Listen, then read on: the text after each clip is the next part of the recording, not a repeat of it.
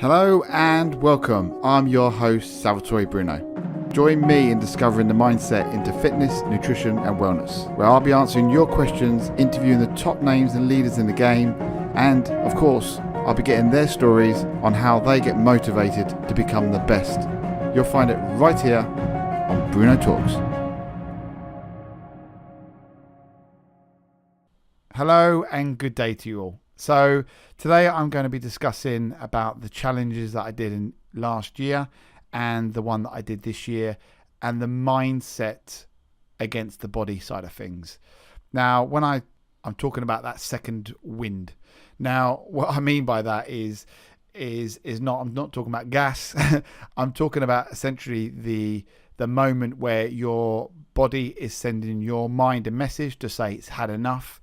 And then you then send a message from your brain back to your body to say, no, I'm not ready to give up, and you continue doing it. Now, these are quite a common thing that happens with endurance challenges, endurance athletes. And I just want to discuss a little bit more into detail about how, you can kind of overcome whatever challenges you may have. So last year's challenge was a cycle ride from Edinburgh Castle in Scotland down to Windsor Castle in Berkshire, essentially 430 miles. And I did this with zero sleep. What I had to do with that is work out the A to B points. This year's challenge was a 48-hour static bike ride. And this was broken down essentially into a time challenge.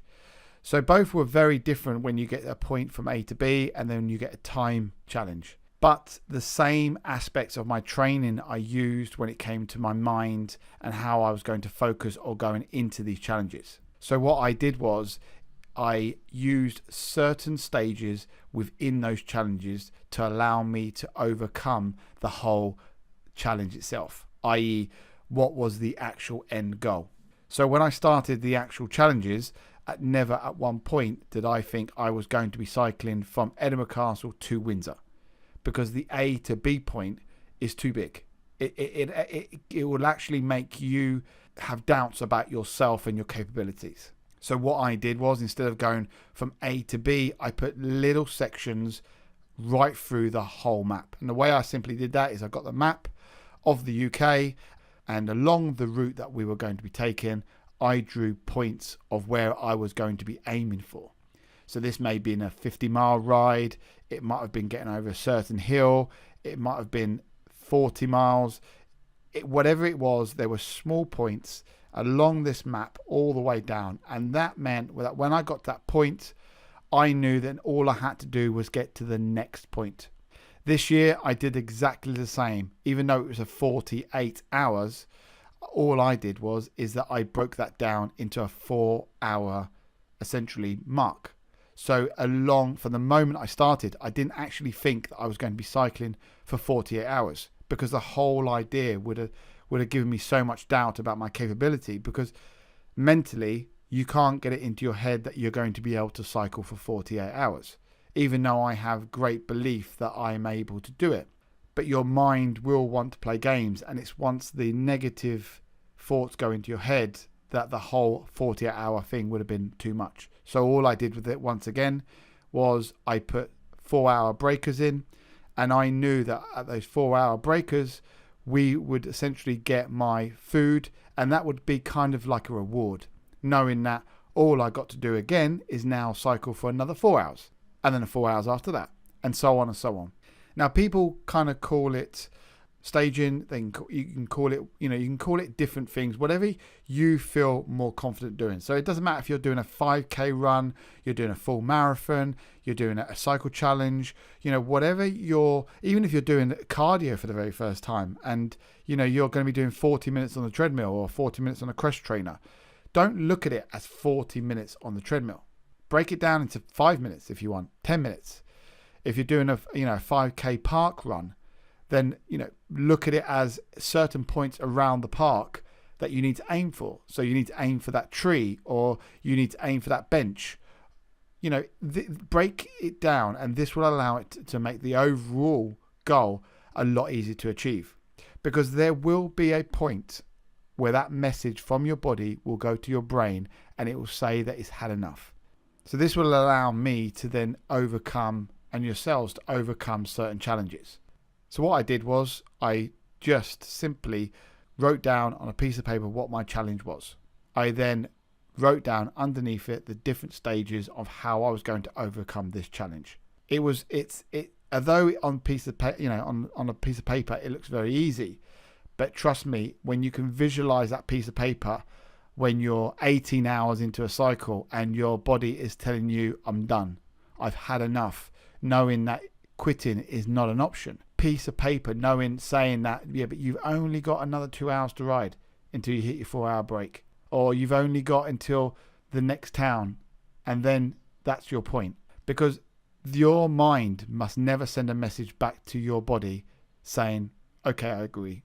It's fine if you're going into the gym for an hour session, because, when you're done and you've had enough, then fine. You can walk away and you can go into the showers and you can go home, whatever that may be. That's a training session. But when you actually set yourself a goal to complete a certain distance or a certain time or a certain activity, quitting must never be an option. And that is what the message from the brain to the body must be. I will not quit. And for you not to quit, you must have a solution for your body. And that solution is, you've only got 1 hour left. You've only got to get to that tree. Trust me, use these different mind games to yourself and you'll be amazed what you can overcome. You'll be amazed that you'll be able to do that last part of that 5K run just that little bit quicker. People, it's amazing when I see people do a marathon, then all of a sudden they have this massive burst of energy where they suddenly start running, sprinting the final bit. Where has this energy come from? And it's because their mind can physically see the end. So all of a sudden, your hormones are going through the roof. The adrenaline's going through your blood. You can literally feel your hairs on the back of your neck standing up, tingling. Your body just goes into overdrive. But where did this energy come from? 20 minutes ago, you never had this energy. But all of a sudden, boom, it's there. The second wind, it's there. It allows you to sprint to that finish line. And all I'm saying is, why use it just for that finish line? Use it along the way. The energy and your body will continue to do it. As long as you keep sending that message from your brain to your body that you will not quit and you are going to continue going, your body will continue to go. So that's it. Send me a message. Let me know what your challenges are. I'd love to hear about how you're training for them, or if you've never done something before and you're looking for something to do, send me a message. I'd love to hear from you. And that's my message for you guys today. So give it a go. Let me know your thoughts. And until next time, I'll speak to you all very soon. Take care. Goodbye.